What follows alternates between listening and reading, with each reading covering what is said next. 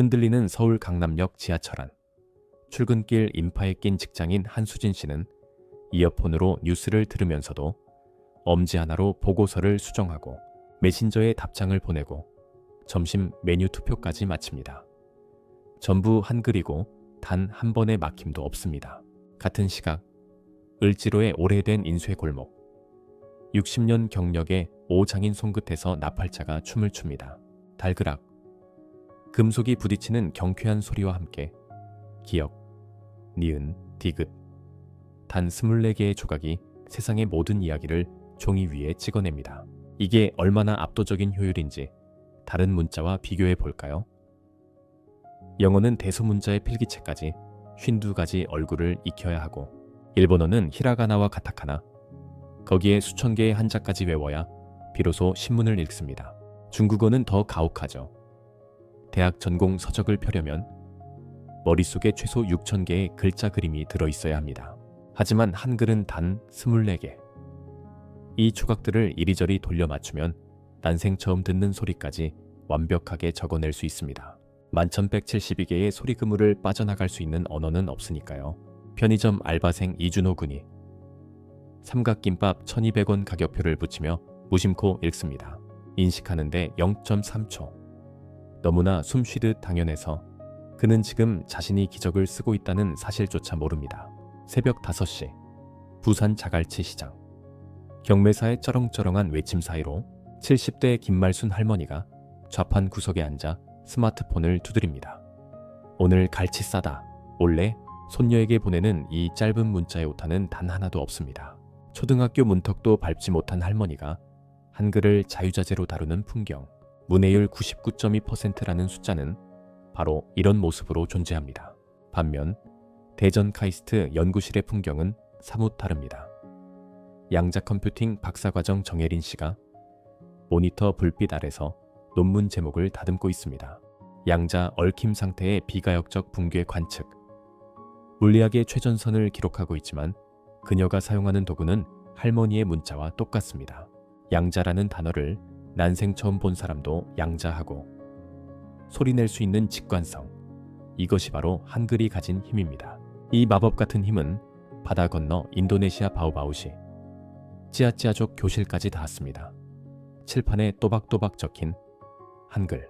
고유한 문자가 없어 소리로만 존재하던 그들의 언어가 2009년 한글을 빌려온 뒤 비로소 눈에 보이는 것이 되었습니다. 현지 교사와 파리스 씨는 그 첫 순간의 전율을 잊지 못합니다. 아이들이 칠판의 글자를 더듬더듬 소리내어 읽었을 때 교실을 감돌던 그 벅찬 정적을 말이죠. 천년을 떠돌던 말이 종이 위에 안착하는 순간이었습니다.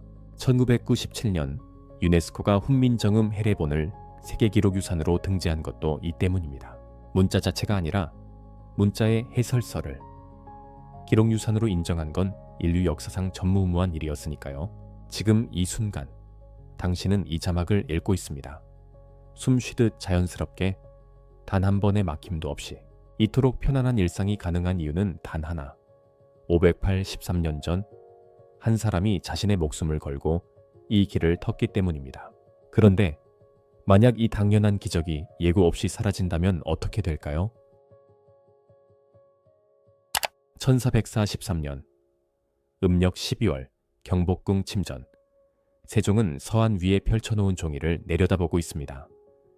28개의 글자가 빼곡히 적혀 있고 그 옆에는 발음기관의 형태를 본뜬 그림이 나란히 놓여 있습니다. 혀가 입천장에 닿는 모양, 목구멍이 열리는 형상, 소리의 원리를 눈에 보이게 만들어 놓은 것입니다.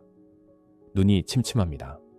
한 글자 한 글자를 다듬느라 시력이 급격히 나빠졌고 밤이면 글자의 윤곽이 흐릿하게 번져 보입니다.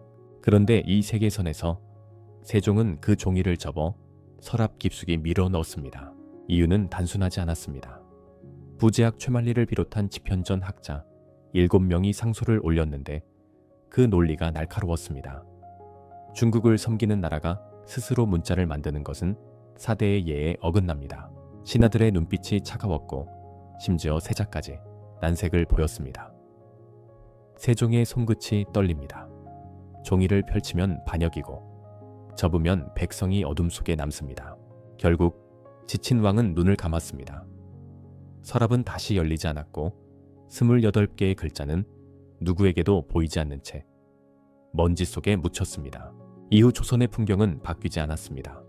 바뀌지 않았다는 것이 문제였습니다. 한양 저작거리. 떡을 파는 박씨 안악은 오늘도 외상장부를 남편에게 맡깁니다. 숫자도 글자도 읽지 못하니 한 달 장사가 흑자인지 적자인지를 자기 손으로 확인할 길이 없습니다. 말로 전해 듣고 말로 기억하는 것이 전부입니다. 기침이 한 달째 멎지 않는 아이를 안고 약방에 갔지만 약봉지에 적힌 한자를 읽을 수 없어 복용법을 3번이나 되물어야 했습니다. 약사의 짜증 섞인 한숨이 등 뒤로 따라붙었습니다. 조선 후기, 변화가 필요한 시점에 변화의 도구가 없었습니다. 1876년 강화도 조약. 일본의 군함이 항구에 정박하고 조약문이 내려왔습니다.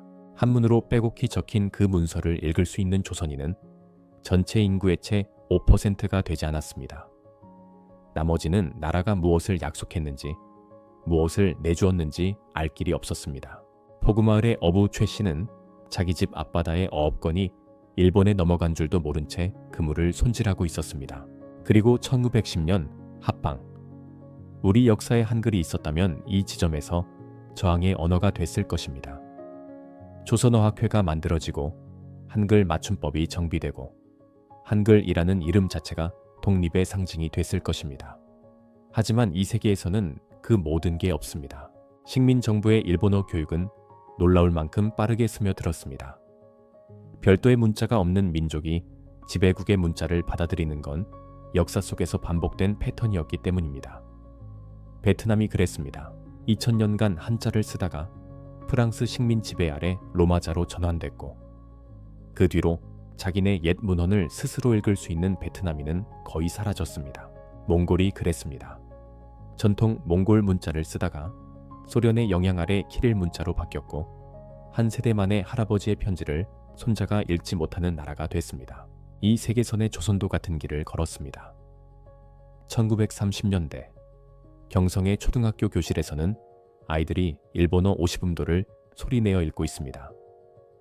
교사 나카무라의 발음을 따라 12살 소년 영수가 입을 벌립니다. 어머니가 집에서 쓰는 조선말을 적어둘 글자는 없습니다. 교실 창밖으로 풍금 소리가 희미하게 들려오는데 그 노래의 가사도 일본어입니다. 1945년 해방. 태극기가 올라가고 만세 소리가 거리를 메웁니다. 그런데 환호가 가라앉은 뒤 새 정부가 마주한 현실은 처참했습니다. 돌려받은 나라에 우리 글자가 없었습니다. 공문서는 일본어 아니면 한문이고 교과서를 쓰려 해도 온 국민이 읽을 수 있는 표기 체계가 존재하지 않았습니다. 터키처럼 라틴 문자를 도입할 것인가? 일본어 가나를 그대로 쓸 것인가? 임시국 회의 회의실에서는 목소리가 높아졌지만 결론은 나지 않았고 벽시계의 초침소리만 또렷하게 교차했습니다. 이건 단순한 불편함이 아니었습니다. 자, 이제 2026년입니다. 이 세계선의 대한민국으로 가봅시다. 서울 강남역 지하철. 출근길 직장인 한수진 씨가 고개를 들어 노선도를 봅니다. 역 이름이 세 줄로 적혀 있습니다. 한자, 로마자, 그리고 일본어 가타카나. 세 개의 표기가 난잡하게 겹쳐 있는데 수진 씨는 로마자만 읽습니다. 한자는 대학 교양 수업에서 배웠지만 졸업하고 절반은 까먹었고 가타카나는 읽을 줄은 아는데 눈이 먼저 로마자로 갑니다. 옆에 서 있는 배달기사 박동혁 씨는 세 줄 중 어느 것도 자신있게 읽지 못합니다. 고등학교를 졸업하긴 했지만 세 개의 문자 체계를 동시에 익힐 여유는 그의 인생에 없었습니다. 같은 역에 서 있는 두 사람이 같은 간판을 보고 있는데 한 사람은 세 줄 중 하나를 골라 읽고 한 사람은 목적지를 지나칩니다. 이 세계선의 대한민국에는 공식 표기 체계가 없습니다. 정확히는 너무 많습니다. 해방 이후 80년 동안 한자를 사용하자는 쪽, 로마자로 통일하자는 쪽, 일본어 가나를 유지하자는 쪽이 한 번도 합의를 이루지 못했습니다. 그 결과 공문서는 한자로마자 병기, 간판은 업주 마음대로, 교과서는 학교마다 다른 표기를 씁니다. 누구도 하나의 문자로 모든 것을 읽고 쓸 수 없는 나라. 문해율이라는 개념 자체가 성립하지 않는 나라입니다. 수원 영통구 치킨 프랜차이즈 가맹점주 오세환 씨가 본사에서 보내온 계약 갱신 문서를 펼칩니다. 3장짜리 계약서의 절반이 한자 법률 용어로 채워져 있는데 한자 4글자에서 펜이 멈춥니다. 무슨 뜻인지 알 수 없습니다. 동네 법무색에 물어보면 5만 원, 변호사에게 가면 20만 원. 오 씨는 입술을 깨물고 그냥 도장을 찍습니다. 자기가 무엇에 동의한 건지 정확히 모른 채 우리 세계선이었다면 하자담보 책임이라는 한글 6글자를 검색창에 치고 3초 만에 뜻을 알았을 겁니다. 이 세계선에서 그 3초는 존재하지 않습니다. 온라인은 더 혼란스럽습니다. 이 세계선의 한국 게임 서버 리그 오브 레전드 한국 랭크 채팅창을 열어보면 3개의 문자가 뒤엉켜 있습니다. 같은 서버에서 같은 팀인데 서로의 채팅을 못 읽는 일이 비일비재합니다. 프로게이머 출신 스트리머 정태호 씨는 방송에서 이렇게 말합니다. 픽만 찍어요. 채팅은 포기했습니다. 웃긴 얘기처럼 들리지만 이건 게임 채팅만의 문제가 아닙니다. 문자가 통일되지 않은 나라에서는 같은 언어를 쓰면서도 소통이 끊깁니다. 하지만 이 세계선에도 발버둥 치는 사람이 있었습니다. 1974년 국어학자 박승호 교수가 30년의 연구 끝에 새 한국 문자 시안을 발표합니다. 한국어의 소리 구조에 맞춘 표음 문자 체계 35개의 기호로 구성된 인공 알파벳이었습니다. 발표 현장에서 박 교수는 칠판에 하나하나 기호를 적으며 목이 쉴 때까지 설명했고 참석한 기자 32명 중 몇몇은 고개를 끄덕이기도 했습니다. 다음날 신문 한 켠에 조그맣게 기사가 실렸지만 일주일 뒤에는 아무도 기억하지 못했습니다. 새 문자를 교과서에 넣으려면 정부 승인이 필요했고 정부는 표기 통일 논쟁을 다시 열 수 없다며 묵살했습니다. 박 교수는 2003년에 세상을 떠났고 그의 시안은 대학 도서관 서구 어딘가에서 먼지를 쌓아가고 있습니다. 583년 전 세종이 해내지 못한 일을 500년 뒤의 학자도 해내지 못했습니다. 다른 점이 있다면 세종은 서랍에 넣었고 박 교수의 것은 아예 서랍에 들어가지도 못했다는 것뿐입니다. 문자의 부재가 만든 가장 깊은 균열은 경제도 교육도 아닌 정체성이었습니다. 2026년 이 세계선의 한국어는 살아있지만 숨이 가쁜 언어입니다. 자기 문자 없이 80년을 버틴 언어가 어떻게 되는지 들여다봅시다. 서울 이태원 26살 웹 디자이너 강지우 씨가 친구에게 메시지를 보냅니다. 오늘 밤 뭐해? 로마자로 한국어를 적는 겁니다.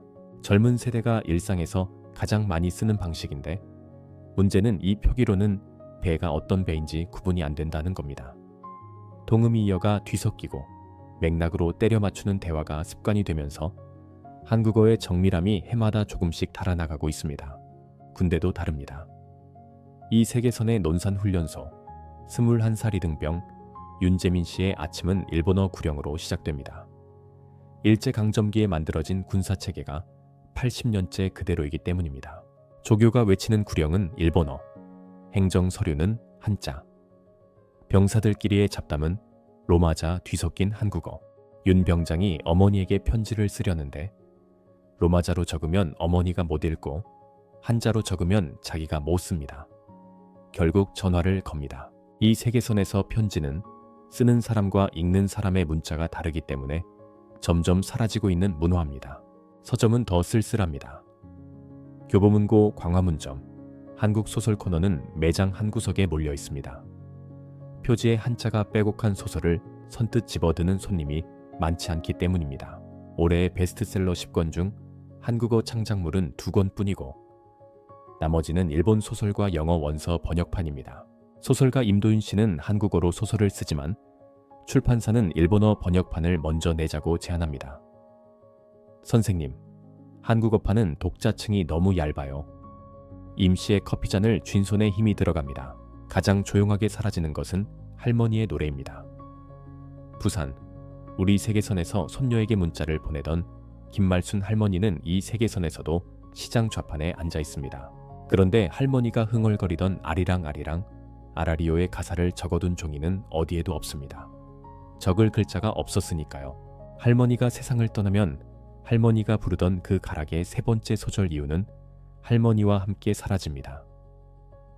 구전으로 전해지던 판소리, 5마당의 사설은 이미 상당 부분 유실됐고 지방마다 조금씩 달랐던 민요의 가사는 녹음기가 닿지 않은 곳부터 소리 없이 지워지고 있습니다.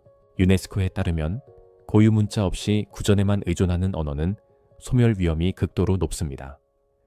호주 원주민은 유럽인이 도착할 당시 250가의 언어를 썼지만 문자가 없었기에 지금은 13개만이 아이들에게 전해지고 있습니다. 이 세계선의 한국어가 그 길 위에 서 있습니다.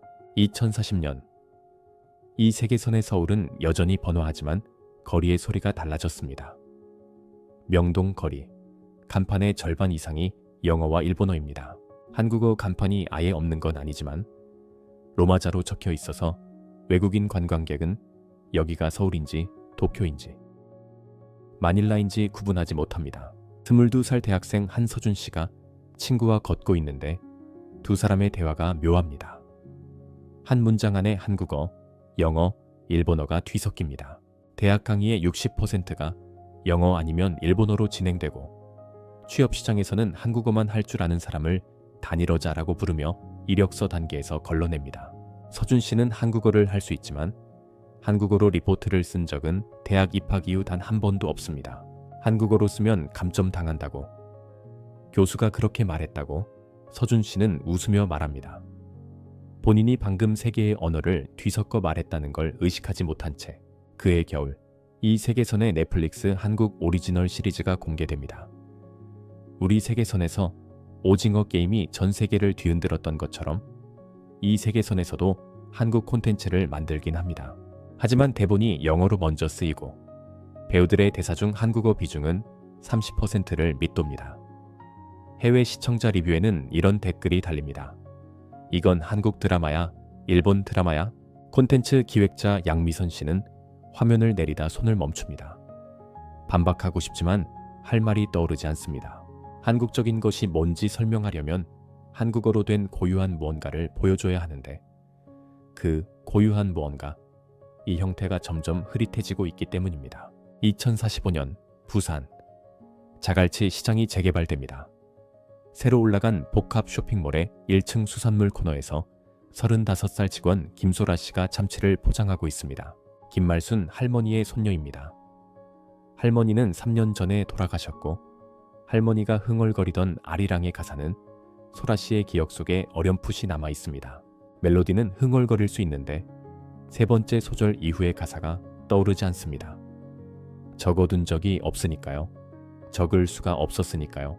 소라 씨가 동료에게 우리 할머니가 부르던 노래가 있었는데 라고 말하면 돌아오는 대답은 항상 같습니다. 그거 어떻게 적는데? 이 질문 자체가 이 세계선의 비극을 한 문장으로 요약합니다. 2050년 도쿄에서 열린 동아시아 언어학 학술대회. 서울대 언어학과 김도현 교수가 발표자로 섭니다. 발표 주제는 한반도 토착어의 세대별 사용 추이입니다. 스크린에 그래프가 뜨는데 한국어를 모어로 사용하는 화자수가 2026년 4,200만 명에서 2050년 1,100만 명으로 줄었습니다. 대부분이 60대 이상 노년층이고 10대 중 한국어를 유창하게 구사하는 비율은 12%입니다. 객석의 학자들이 고개를 끄덕이며 메모를 합니다. 마치 멸종위기 동물의 개체수를 보고하듯 담담하게. 김 교수 본인의 발표 언어도 영어입니다. 발표가 끝나고 복도에서 방청객으로 온 43살 번역가 이수연 씨가 창밖을 봅니다. 한국어 문학 작품을 영어와 일본어로 번역하는 일을 해왔지만 의뢰가 3년째 끊겼습니다. 번역할 한국어 신작이 더 이상 나오지 않기 때문입니다. 주머니에서 낡은 종이 한 장을 꺼냅니다. 돌아가신 외할머니가 외워서 불러주던 노래를 20살 때 로마자로 받아 적은 것입니다. 그런데 중간중간 빈칸이 있습니다. 할머니의 발음이 로마자로 옮겨지지 않는 소리가 있었는데 그때는 나중에 다시 물어봐야지 하고 넘겼습니다. 할머니는 이듬해 돌아가셨고 빈칸은 영원히 빈칸으로 남았습니다. 종이를 접어넣는 이 씨의 손끝이 미세하게 떨립니다. 빈칸. 이 세계선의 한국어는 채워지지 않는 빈칸들로 이루어진 언어가 되어가고 있습니다. 자, 돌아옵시다. 우리의 세계선으로. 2026년 대한민국. 당신은 지금 이 화면을 보고 있습니다. 화면 위에 흰 글씨가 떠 있고 당신은 그것을 읽고 있습니다. 한 글자도 막히지 않고 숨 쉬듯 자연스럽게. 그 글자의 이름은 한글입니다. 583년 전, 눈이 침침해질 때까지 소리의 원리를 연구하던 한 사람이 서랍을 닫지 않았기 때문에 지금 여기 있습니다. 기억하십니까? 카카오톡에 밥 먹었어? 를 치던 1.3초를, 부산 할머니가 오타 없이 문자를 보내던 손가락을, 편의점 알바생이 0.3초 만에 읽어낸 가격표를, 그 모든 순간이 가능했던 이유는 24개의 기호 때문이었습니다. 만약 세종이 그날 붓을 꺾었다면 할머니의 그 다정한 안부는 복잡한 한자 속에 갇혀버렸을 겁니다. 아리랑의 가락은 소리 없는 악보가 되어 허공으로 흩어졌을 겁니다. 세종은 알고 있었습니다. 백성의 눈을 뜨게 하려면 왕인 자신이 눈을 감아야 한다는 것을. 그는 기꺼이 자신의 시력을 어둠과 맞바꿨고 그 대가로 우리에게 빛을 남겼습니다. 가장 어려운 철학부터 가장 가벼운 농담까지 똑같은 글자로 적을 수 있는 유일한 나라. 우리는 가끔 잊고 삽니다.